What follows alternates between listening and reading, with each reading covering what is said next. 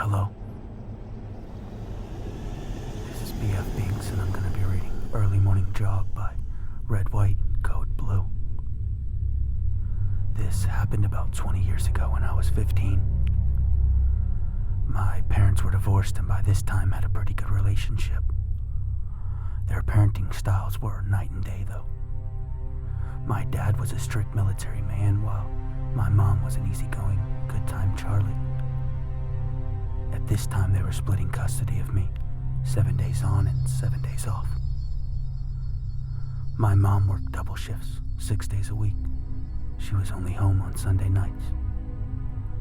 Because of this and the fact that my mom was so lax with the rules, she allowed me to pretty much do whatever I wanted whenever I wanted. In the very few instances she would say no, I would still do what I wanted because there were pretty much zero consequences. At this time, my boyfriend lived about a mile away from my mom, so needless to say, I couldn't wait until it was my mom's week. While at my mom's, I would sneak over to my boyfriend's house after his parents went to sleep. He was an only child and his parents were pretty strict like my dad, and they did not allow us to spend much time together outside of school. As soon as his parents would fall off to sleep, I would leave my house, say around 9:30 to 10 p.m., and jog over to his house. We would hang out until around 1 to 1:30 a.m., and I would leave for my early morning jog home. During my jogs, I would make sure to stay super vigilant. After all, I was a 15-year-old female jogging in the dark. Nobody knew where I was, and this was before cell phones were a thing.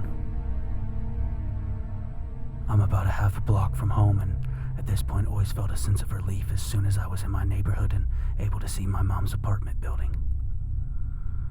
As I continued jogging, I was passing the end of a driveway and this van pulls out of nowhere and stops right in front of me. I didn't even see it coming. No spidey sense, nothing. I stopped so abruptly I almost tripped face first into the passenger side door. When I looked up, I saw two older men in the front seat with their windows down, staring at me up and down. It was a slow gaze and I could feel their eyes burning into every inch of my body. The passenger leaned out the window, getting as close to me as he could without opening his door, and asked if I wanted a ride. He then smiled the most sinister smile I'd ever seen. While staring into his dark eyes, everything else faded away. It was like they were the only thing that existed at this point in time. My vision zoomed in on them and I could feel my fight or flight kick in. I quickly ran the direction they came from because I knew the alley they had pulled out from was too narrow for their van to make a U-turn in. They'd have to pull out into the street. I had never run so fast in my entire life.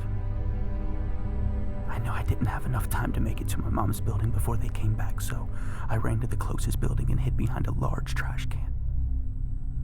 My heart was beating and I was covering my mouth to muffle my breathing in silent cries. I could hear the rocks and the loose asphalt being crushed by the tires as they slowly crept by the trash can. They stopped in front of it for what felt like an eternity and whispering something to each other. I just couldn't make it out. They didn't get out, but kept moving forward slowly, stopping by each of the buildings and trash cans. I waited until they were out of sight and bolted the rest of the way home and locked the door. That was the last time I ever jogged to my boyfriend's house. To the two creeps who tried to pick me up